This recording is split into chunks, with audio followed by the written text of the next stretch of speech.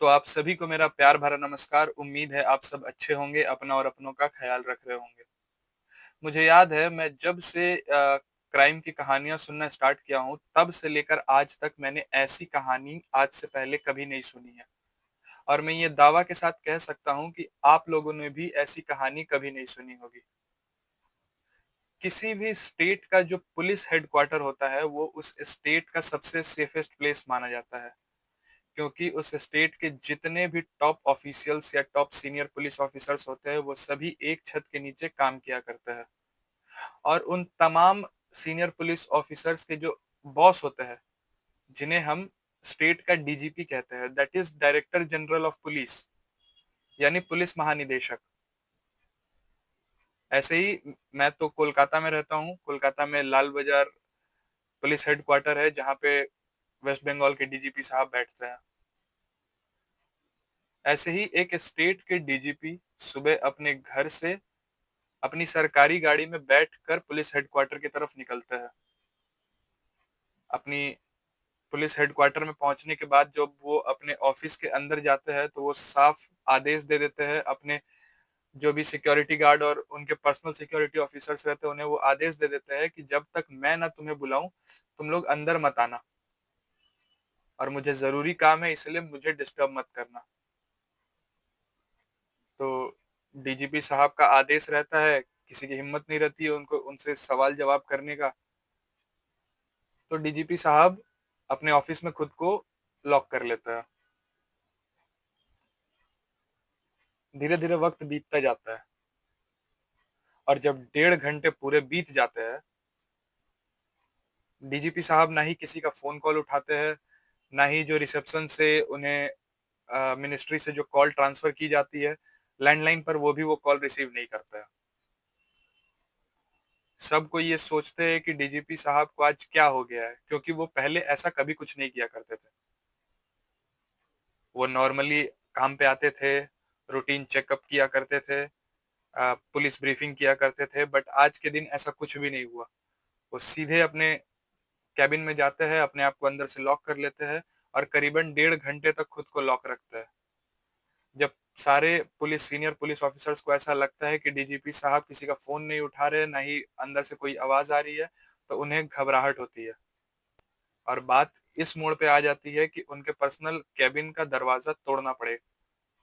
और जब उनके पर्सनल कैबिन का दरवाजा तोड़ा जाता है और पुलिस की टीम जब अंदर जाती है, तो अंदर डीजीपी साहब नहीं रहते हैं। जब उनके पर्सनल बाथरूम का दरवाजा खोला जाता है, तो पुलिस ऑफिसर्स दंग रह जाता है। ये शायद इस देश का ऐसा पहला केस है। बात है 18 जुलाई 2026 की, और बात है त्रिपुरा की। त्रिपुरा हमारे देश का एक ऐसा स्टेट है जो कभी भी न्यूज़ चैनल्स में नहीं रहता है, क्योंकि क्राइम रेट वहाँ बहुत ही लो है। और जितने भी टीआरपी सेंटर्स होते हैं, उसमें त्रिपुरा की गिनती नहीं होती है, क्योंकि जब तक उस जगह कुछ बड़ा क्राइम ना हो जाए, तब तक न्यूज़ चैनल उसे प्रायोरिटी नहीं देते हैं।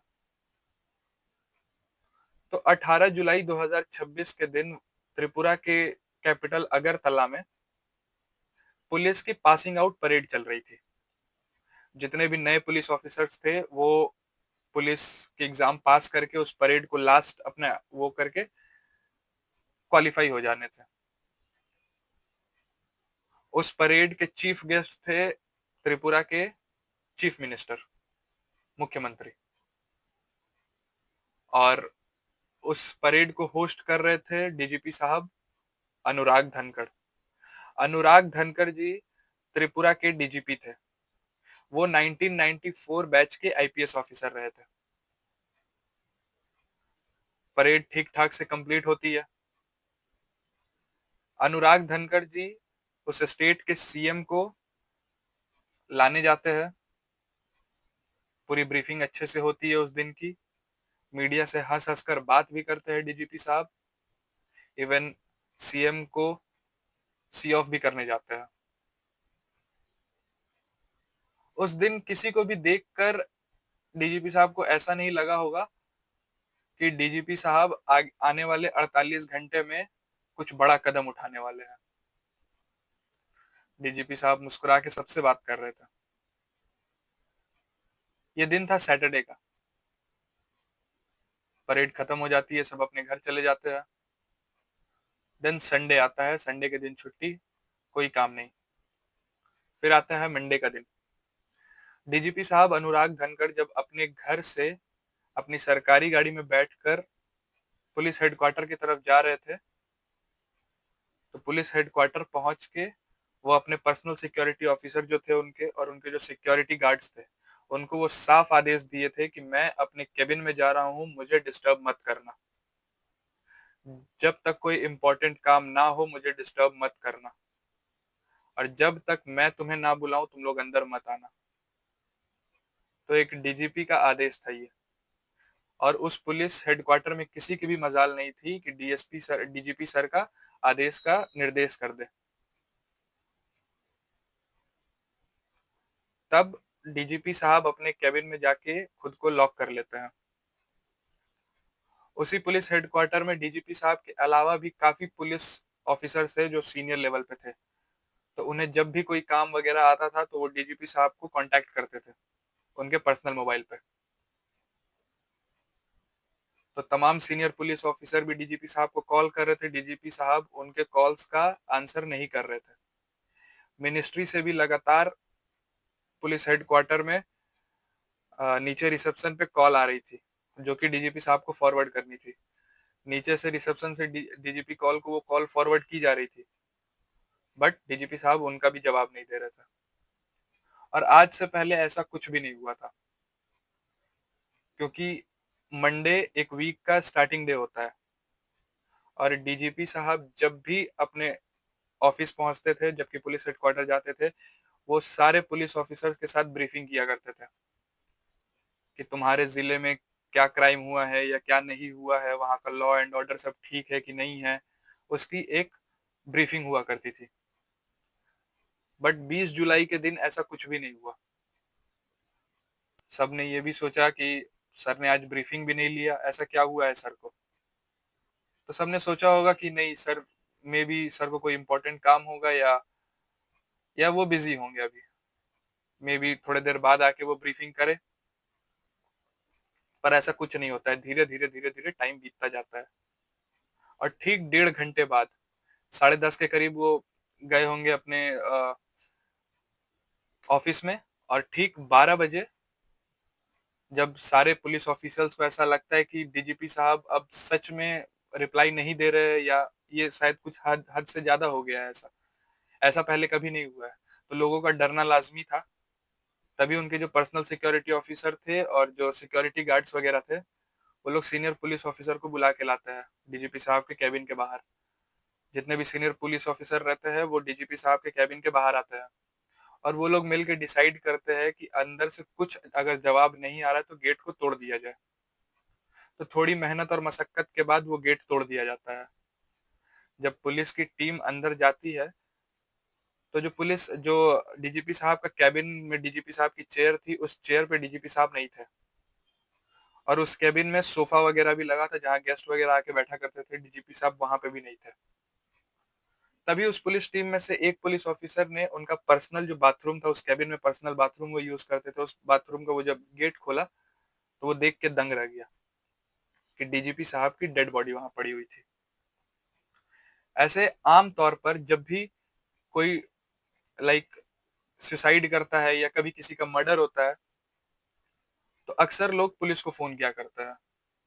बट यहाँ कौन किसको फोन करेगा? सारे टॉप के पुलिस ऑफिसर्स तो ऑलरेडी पुलिस हेडक्वार्टर में थे। आनन फानन में एम्बुलेंस को कॉल किया जाता है। त्रिपुरा के लोकल में एक सरकारी हॉस्पिटल था, Govind Ballabh Pant hospital, GB hospital. उस जीबी हॉस्पिटल में डीजीपी साहब की डेड बॉडी लेके जाई जाती है। जब जीबी हॉस्पिटल में ये पता चलता है कि जो पेशेंट अभी लाया गया है वो इस स्टेट का डीजीपी है, तो पूरे हॉस्पिटल में डॉक्टर्स के बीच अफरा तफरी मच जाती है। करीबन 7 से 8 डॉक्टर डीजीपी साहब को देखने आए थे। आप जैसा पिक्चर में देख पा रहे होंगे, एक डॉक्टर लगातार डीजीपी साहब के चेस्ट को प्रेस किए जा रहा है।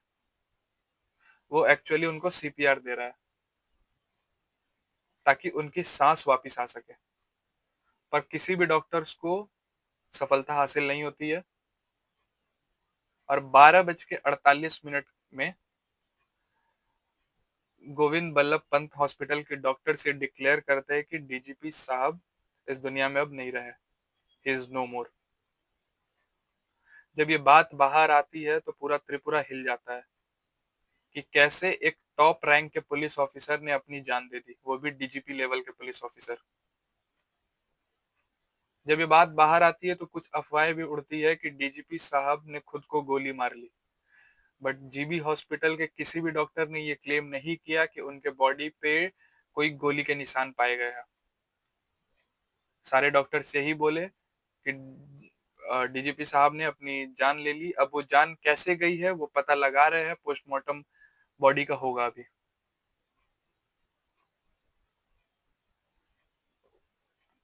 कोई भी पुलिस ऑफिसर का जो बॉस होता है वो डीजीपी होता है, वो उस स्टेट का एक तरह से सबसे पावरफुल पुलिस ऑफिसर होता है।